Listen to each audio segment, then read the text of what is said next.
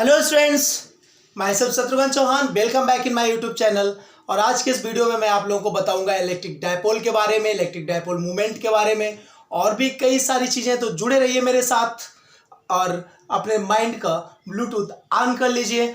मेरे चैनल पे आने के बाद आप लोग रट्टाफिकेशन भूल जाया करें, बस जो मैं समझाऊँ उस चीज़ को समझा करें। तो now we discuss about electric dipole. What is electric dipole? होता क्या है बेटा? महसूस करना क्या काम किया गया। पुराने समय में दो इलेक्ट्रिक चार्ज लिए गए और ये चार्ज अनलाइक चार्जेस थे। ठीक है, अनलाइक चार्जेस थे, मैग्नीट्यूड में सेम थे। ठीक है, और इन दोनों चार्जेस को क्या काम किया गया कि छोटी सी डिस्टेंस पर, बिल्कुल एक नॉर्मल डिस्टेंस, मतलब नॉर्मल भी नहीं बोल सकते, जिसे एक वेरी शॉर्टेस्ट डिस्टेंस बोल सकते हैं, ऐसी डिस्टेंस पर रख दिया गया। समझ रहे हैं? तो ये जो पूरा सिस्टम बना के तैयार किया गया, जिसमें दो चार्जेस को, सिस्टम में सिर्फ इतना ही है कि दो अपोजिट चार्जेस हैं, इक्वल इन मैग्नीट्यूड्स हैं और placed at a very shortest distance है। तो ये जो सिस्टम बन के तैयार होता है, दैट्स कॉल्ड इलेक्ट्रिक डायपोल। समझ रहे हैं? मेरी बात को समझे जरा, मैं दिखाता हूं। एक चार्ज मैंने ये माइनस क्यू चार्ज लिया हुआ है, एक मैंने प्लस क्यू चार्ज लिया हुआ है और ये वेरी शॉर्ट डिस्टेंस पर रखे हुए हैं। ठीक है, और ये शॉर्ट डिस्टेंस मैंने कितनी ली है? ये 2L ले ली है। अब आप लोग चक्कर पड़ेगा मैंने 2L क्यों ली। भाई 12 हमने इसलिए ली क्योंकि आगे जब हम डायपोल के बारे में बात करेंगे, डायपोल के साथ खिलवाड़ करेंगे, तो हमें इसका मिड पॉइंट लेना पड़ेगा, जो कि इसका सेंटर ऑफ द डायपोल बोला जाता है। तो ये सेंटर लेने के टाइम हमारा 2L जो है, ये L इधर और L उधर हमारा बट जाए कायदे में, थोड़ा ये लोचा ना हो। अगर L ले लेते, बाई चांस ले सकते हो आप, कोई जबरदस्ती नहीं आपके साथ। अगर आप L ले लेंगे तो L/2 लेना पड़ेगा, तो अपन में डिनोमिनेटर में 2 आएगा, जो कि दिक्कत देगा। इसलिए दिमाग लगाया गया और हल्का बनाया गया, इसलिए 2L डिस्टेंस ले ली, जिसमें L इधर और L उधर। ये तो बात रही इलेक्ट्रिक डायपोल की। ठीक है, इलेक्ट्रिक डायपोल के बाद में वर्ड आता है electric dipole movement. Electric dipole movement है। इलेक्ट्रिक डायपोल मूवमेंट क्या होता है, जरा महसूस करें बेटा। बता दो, इलेक्ट्रिक डायपोल मूवमेंट को वेक्टर पी से डिनोट कराया गया। किससे कराया गया? Vector P. और कौन सा? स्मॉल। वेक्टर को भी थोड़ी देर के लिए हटा दें। इलेक्ट्रिक डायपोल को हमने पी से डिनोट कराया है, स्मॉल पी से। इन दोनों चार्जेस में से कोई एक चार्ज का सिर्फ मैग्नीट्यूड उठाया, साइन नहीं लिया मैंने सिर्फ क्या लिया है? सिर्फ मैग्नीट्यूड। ठीक है, दोनों में से कोई एक चार्ज ले लिया, भाई सेम सेम है, पॉजिटिव निगेटिव का डिफरेंस है। इनटू इनके मिड की शॉर्टेस्ट डिस्टेंस। शॉर्टेस्ट डिस्टेंस कितनी है? 2L है। तो P इक्वल टू, ये जो बन के तैयार हुआ है, P equal to Q into 2L। समझ रहे हैं? ये इलेक्ट्रिक डायपोल मूवमेंट ही है और इसको P से डिनोट कराते हैं। अगर इसको वेक्टर बनाना चाहे बेटा, ये एक वेक्टर फिजिकल क्वांटिटी है, तो वेक्टर P इक्वल टू हमारा क्या बन जाएगा? Q पर तो वेक्टर लगना नहीं है, 2 पर लगना नहीं है, L पर लग जाएगा, क्योंकि ये डिस्प्लेसमेंट दिखा रहा है कि Q1 और Q2, मतलब वो बात लगी कि माइनस क्यू प्लस क्यू है, हमारा किस डिस्टेंस पर है, कितना डिस्प्लेस हुए हैं एक दूसरे से। तो ये हमारा बनके तैयार होता है इलेक्ट्रिक डायपोल मूवमेंट का फॉर्मूला। तो हम क्या बोल सकते हैं कि क्या है ये एक प्रोडक्ट है किसका? एक तो दोनों चार्जेस में से किसी एक चार्ज के मैग्नीट्यूड का and the distance and the shortest distance between them. ठीक है, दोनों का प्रोडक्ट है। तो ये बेटा वेक्टर फिजिकल क्वांटिटी है, इसका मैग्नीट्यूड तो ये रखा है, तो इसकी डायरेक्शन क्या होगी? बात को महसूस करो भाई। फिजिकल क्वांटिटी एक कैसी है आपकी? वेक्टर। तो वेक्टर में दोनों चीजें होती हैं, मैग्नीट्यूड भी होता है, डायरेक्शन भी होती है। मैग्नीट्यूड तो क्लियर हो गया कि हमारा ये 2QL हो जाएगा। ठीक है, बट डायरेक्शन क्या होगी? तो आपकी जानकारी के लिए बता दें, इसकी डायरेक्शन हमेशा negative charge to positive charge होती है। क्या होती है बेटा? निगेटिव चार्ज से लेकर के पॉजिटिव चार्ज की तरफ होती है, हमेशा याद रखना। ठीक है, अच्छा एक बात और बताओ यहां से, इलेक्ट्रिक फील्ड की डायरेक्शन क्या होती है? थोड़ा बैक जाओ। ठीक है, बैक जाओ, महसूस करो इलेक्ट्रिक फील्ड की डायरेक्शन क्या होती थी। इलेक्ट्रिक फील्ड लाइंस मैं देखता था कि पॉजिटिव से निकलती थी, निगेटिव में घुस जाती थी, यही तो होता था। हाँ, अच्छा, तो ये पक्का है कि पॉजिटिव टू निगेटिव होती है और इलेक्ट्रिक डायपोल मूवमेंट की डायरेक्शन निगेटिव टू पॉजिटिव होती है। तो बेटा कहीं पर भी न्यूमेरिकल पोर्शन में, IIT, PMT, इंट्रेंस एग्जाम में या CBSE के बोर्ड एग्जाम के किसी न्यूमेरिकल्स में या कहीं पर भी अगर आप फंस जाए, तो इलेक्ट्रिक डायपोल मूवमेंट की जो डायरेक्शन होगी, उसकी जस्ट अपोजिट डायरेक्शन होगी इलेक्ट्रिक फील्ड की। ये याद रखना, ये की पॉइंट है, इसका मैं यूज करूंगा, पूछूंगा टेंशन नहीं लेना, अगले लेक्चर में इसी लेक्चर में मैं बात कर सकता हूं। तो याद रखिएगा कि इलेक्ट्रिक डायपोल मोमेंट की जो डायरेक्शन होती है उसके जस्ट अपोजिट डायरेक्शन होती है इलेक्ट्रिक फील्ड की। क्लियर है? अब बात करते हैं यहां से हम, मतलब किस केस में, ये पर्टिकुलर ये इंडिविजुअल केस की मैं बात कर रहा हूं, ठीक है ना। यहां पर भाई -2 है, electric field positive to negative है, ठीक है। अच्छा, इसका हम यूनिट निकाले, ये याद रखना मैंने इंडिविजुअल केस की बात की है, ठीक है, ऑन दिस लाइन, ठीक है। अब हम यहां से बात करें अगर यूनिट की, यूनिट ऑफ पी क्या हो जाएगी जरा बताओ, महसूस कराओ। यूनिट ऑफ पी हमारी हो जाएगी ये Q इंटू 2L है। तो बेटा क्या है, चार्ज की यूनिट और लेंथ की यूनिट, चार्ज की बनी कूलम, लेंथ की बनी मीटर, तो पक्का है कूलम मीटर हो गए, महसूस करो। अब बात करते हैं डायमेंशन की। डायमेंशन ऑफ पी, छोटी छोटी बातें हैं, ये डायमेंशन ऑफ पी हमारी क्या हो जाएगी, जरा इस वेक्टर में लिख लो या ऐसे ही लिख लो। तो डायमेंशन देखो क्यू की बनी 80 है ना, आगे 2 की कुछ है नहीं, लेंथ है, लेंथ की L, तो अगर दोनों को साथ मिला के लिखना चाहे तो क्या लिख देंगे 80L, ये डायमेंशन हो। तो इलेक्ट्रिक डायपोल मोमेंट के बारे में आपको पूरी तरीके से जानकारी मिल गई, ठीक है। अब बात करते हैं इलेक्ट्रिक डायपोल मोमेंट के आसपास जो पॉइंट्स होते हैं या इलेक्ट्रिक डायपोल मोमेंट पर जो पॉइंट होते हैं उनमें इलेक्ट्रिक फील्ड कितनी होती है, नेट इलेक्ट्रिक फील्ड निकालना है हमें। तो हम सबसे पहले तो ये बात करते हैं कि कंडीशंस क्या क्या हो सकती हैं और कौन कौन सी कंडीशंस का हम इस लेक्चर में आज एक्सप्लेनेशन देने वाले हैं। तो आप लोग जुड़े रहिए मेरे साथ। मैं बेटा बात करता हूँ इलेक्ट्रिक डायपोल मोमेंट, मैंने सीख लिया। अब इसके बाद इलेक्ट्रिक डायपोल है बच्चा पार्टी, तो इलेक्ट्रिक डायपोल का हम बात करेंगे। तो इलेक्ट्रिक डायपोल में यार जरा महसूस करो, ये हमारा कोई डायपोल है, ठीक है। मैं इस तरीके से दिखाऊंगा, ये नेगेटिव चार्ज और ये पॉजिटिव चार्ज। मेरी आदत जान लो, मैं माइनस को हमेशा इस साइड रखूंगा, ठीक है। आप लोग भी रखिए, आराम रहेगी। तो बेटा एक तो ये जो इसका एक्स है, एक्सिस है ये, ठीक है, इस लाइन पर या तो पॉइंट बैठा हो या फिर इसके मिड पॉइंट का एक ये जो एक्सिस है इस पर बैठा हुआ हो। ये नॉर्मल है, ये एक्सियल है, ठीक है। अगर इस पर बैठा होगा तब के लिए हम बात करेंगे, तब बोलेंगे कि point at the axial line. Point किस पर है बेटा, एक्सियल लाइन पर है। और जब इस पर बात करेंगे तो एट द नॉर्मल लाइन बात करेंगे।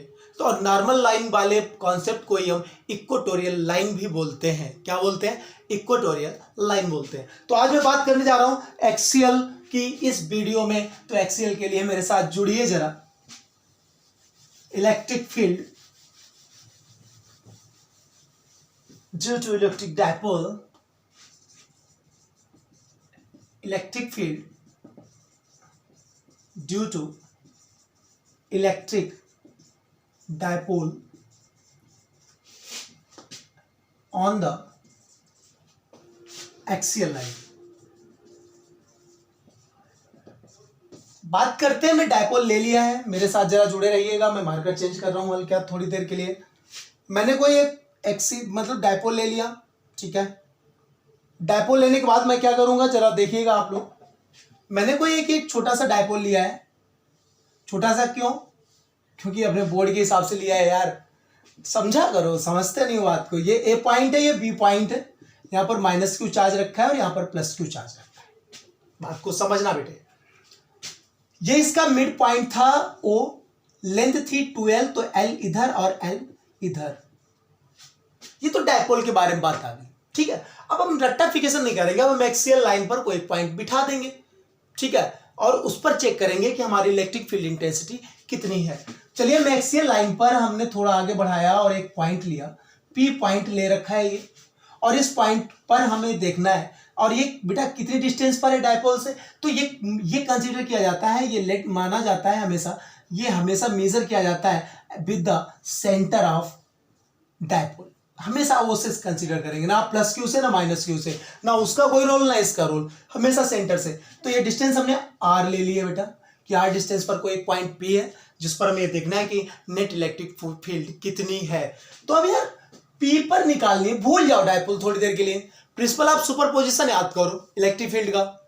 हाँ, वहां पर क्या होता था कि अगर किसी पॉइंट पर इलेक्ट्रिक फील्ड निकालनी है, ठीक है, तो वहां पर हम एक टेस्ट चार्ज रखते थे, हमें रख दिया Q0, ठीक है। अब ये टेस्ट चार्ज के लिए 2 सोर्स चार्जेस हैं, एक तो +Q और एक -Q है। बात को समझो। तो प्रिंसिपल ऑफ सुपरपोजिशन क्या बोलता था कि उसके आसपास जितने भी चार्जेस होते थे, हर चार्ज की वजह से इलेक्ट्रिक फील्ड का वेक्टर सम जो होता था, that is the net resultant electric field intensity at that point. बात समझ रहे? तो बात मैं फिर से एक बार दोहरा रहा हूं कि जिस पॉइंट पर आपको निकालना होता था, उसके आसपास जितने भी पॉइंट्स होते थे, जितने भी चार्जेस होते थे, हर चार्ज की वजह से हम इलेक्ट्रिक फील्ड इंटेंसिटी निकालते थे, और सबका जो वेक्टर सम होता था, that is the net and resultant electric field intensity at that point. यही तो बात होती थी। तो प्रिंसिपल ऑफ सुपरपोजिशन के अकॉर्डिंग अगर हम देखें तो हमारे पास दो चार्जेस हैं, एक प्लस क्यू चार्ज, एक माइनस क्यू चार्ज। तो यहां पर हम इंटेंसिटी निकाल रहे हैं सबसे पहले प्लस क्यू चार्ज की वजह से। तो बेटा यहां पर बात करेंगे तो क्यू नॉट का कोई रोल नहीं होता, इलेक्ट्रिक फील्ड के फार्मूले में क्यू नॉट कैंसिल हो जाता है, सब जानते हो, ठीक है। तो यहां पर हम जब प्लस क्यू की वजह से निकाल रहे हैं तो हम बी पॉइंट पर रखा है तो ई बी लिख के दे रहा है। समझना मैंने ई बी क्यों लिखा, क्योंकि बी पॉइंट पर प्लस क्यू चार्ज रखा हुआ है। तो यहां से जब हम बात कराएंगे तो ई बी इक्वल टू हमारा कितना हो जाएगा, जरा महसूस करो भाई। फार्मूला अप्लाई करेंगे 1/4 पाई, क्या लगेगा, वेक्टर फॉर्म में नहीं ले रहा हूं मैं, 1/4 पाई एप्सिलॉन नॉट इनटू क्या होता है बेटा, क्यू चार्ज की वजह से है ना, क्यू अपान ये डिस्टेंस, ये आई हैव डिस्टेंस कितनी होगी महसूस करना भाई, डिस्टेंस आपको प्लस क्यू से ही तो चाहिए। तो ये डिस्टेंस के लिए एक बात बताओ, ये पूरी आर है, उसमें से ये एल निकल गई, तो ये जो बची है ये आर माइनस एल ही तो है। देखो जरा झांको इसमें, ये टोटल आर है, उसमें से एल निकल गई, जो बची है वो आर माइनस एल ही तो है। तो क्या बन गया बेटा, R minus L whole square, ये हमने नंबर 1 डाल दिया। अच्छा बेटा किस डायरेक्शन में जाएगी बाद में बात कर लेंगे हम। अब माइनस क्यू चार्ज की वजह से तो ये ए पॉइंट पर रखा है तो मैंने ई ए कर दिया, क्या कर दिया, ई ए कर दिया। ये क्या बना, 1/4 pi epsilon naught into Q upon R square. अब माइनस क्यू से डिस्टेंस देखो, माइनस क्यू से जब यहां से डिस्टेंस देखेंगे तो ये हमारी आर है और ये एल है, तो यहां से यहां तक हमारी आर प्लस एल हो जाएगी, क्या हो जाएगी, R plus L whole square number 2। Clear है। अब डायरेक्शन की अगर हम बात कराएं तो बी की वजह से डायरेक्शन, बेटा एक बात बताओ, ये भूल जाओ थोड़ी देर के लिए, इंडिविजुअली देखना, ये प्लस का चार्ज है, ये क्यू नॉट इसके इलाके में आ गया है, तो क्यू क्या काम करेगा, ये बेटा प्लस का ही तो टेस्ट चार्ज लिया जाता है, तो इसे बाहर भगाने की कोशिश करेगा, तो ई बी की डायरेक्शन कहां हो गई, बाहर की तरफ। महसूस करो भाई, ई बी की डायरेक्शन कहां हो जाएगी, बाहर की तरफ।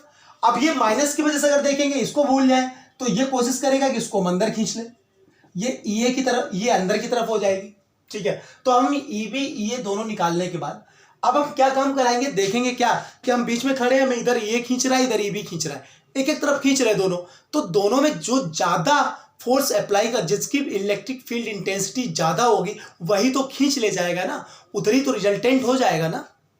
अब बात उठती है कि ई ए ज्यादा है या ई बी ज्यादा है। तो एक बात बताओ, जिसमें आर माइनस एल छोटा हो जाएगा, स्क्वायर कराओगे और छोटा, छोटे से डिवाइड मारोगे तो बड़ा आएगा, यहां पर क्या ये बड़ा हो जाएगा, बड़े का स्क्वायर और बड़ा, बड़े से डिवाइड मारोगे छोटा आएगा। तो यहां से भी पता लग गया कि ई बी हमारी जो है वो ई ए से ग्रेटर है। फिर से समझो कैसे, ये आर माइनस एल है, ये आर प्लस एल है, ठीक है। तो दोनों हमने देखा, तो R minus L R plus L के लिए सीधा सा कॉन्सेप्ट क्या था कि आर माइनस एल ये वाला देखा, ये छोटा था, ये बड़ा हो जाएगा, ठीक है। तो ई बी माइनस ई ए बना। तो यहां से अब हम क्या काम कराएंगे, जो हमारी रिजल्टेंट ई आएगी वो ई बी डायरेक्शन में होगी, बाहर की तरफ, ये हमारी ई की डायरेक्शन हो गई। अच्छा ई इक्वल टू हो क्या जाएगा, ये माइनस हो जाएगा ई बी माइनस ई ए, तो ई बी माइनस ई ए कराने जा रहा हूं बेटा। तो ई बी हमारा कितना है, जरा महसूस करो, ई बी है 1/4 pi epsilon naught into Q upon R minus L whole square, और इसी में माइनस लगा 1/4 पाई एप्सिलॉन नॉट और into Q upon R plus L whole square. दोनों में हमें कुछ कॉमन दिख रहा है, एक तो क्यू ऊपर से मिला, अपान में 4 पाई एप्सिलॉन नॉट मिला, यहां देखा तो 1/r minus L whole square minus 1/r plus L whole square, ये बन के आपका तैयार हो गया। क्लियर हुआ। अब बेटा अगली स्टेप में जब बात कराएंगे तो 1/4 पाई एप्सिलॉन नॉट तो ठीक है, ऊपर क्यू था, बन नहीं था, अंदर देखना यार, जब एलसीएम लेंगे तो क्या आएगा, एक ब्रैकेट में आर माइनस एल स्क्वायर और दूसरे ब्रैकेट में आर प्लस एल स्क्वायर। ये इधर जाएगा, ये इधर जाएगा, इसका इधर बन के साथ मल्टीप्लाई, तो यही आना है, तो होल स्क्वायर खोल के लिख रहा हूं, तो R square plus L square plus 2RL। Clear. इसका वन में जाएगा तो माइनस साइन की वजह से साइन बदलेंगे बेटा और होल स्क्वायर खोल लो, तो minus R square minus L square और प्लस का 2RL हो जाएगा। चेक कर लो, इतनी मैथ तो आनी चाहिए ना। अब यहां आर स्क्वायर से आर स्क्वायर, एल स्क्वायर से एल स्क्वायर कैंसिल हुआ, 2RL मिलके क्या बन गया 4RL। तो अगले स्टेप में जब हम बात कराएंगे तो अगले स्टेप में हमारा कितना बन जाएगा, जरा मेरे साथ महसूस करिए। एक तो Q/4πε0 आपका दिया है, 2RL मिलके बन गया 4RL डिवाइडेड बाई ये a minus B into A plus B. Square हमने दोनों के हटा के होल लगा लिया है, ये भी स्क्वायर हटाया है, ये भी स्क्वायर हटाया है, और इतने का हम क्या लगा लेंगे, होल स्क्वायर लगा लेंगे, ये इंटू ये का।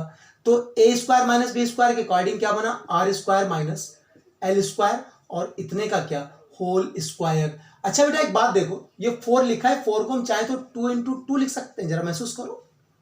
तो ये 2, ये Q और ये L, ध्यान देना, ये 2Q और L, मैं टिक लगा रहा हूं, 2QL मिलके P बना देगा, इलेक्ट्रिक डाइपोल मूवमेंट। हाँ, फिर बचेगा क्या, केवल हमारा 2 बचेगा और R बचेगा।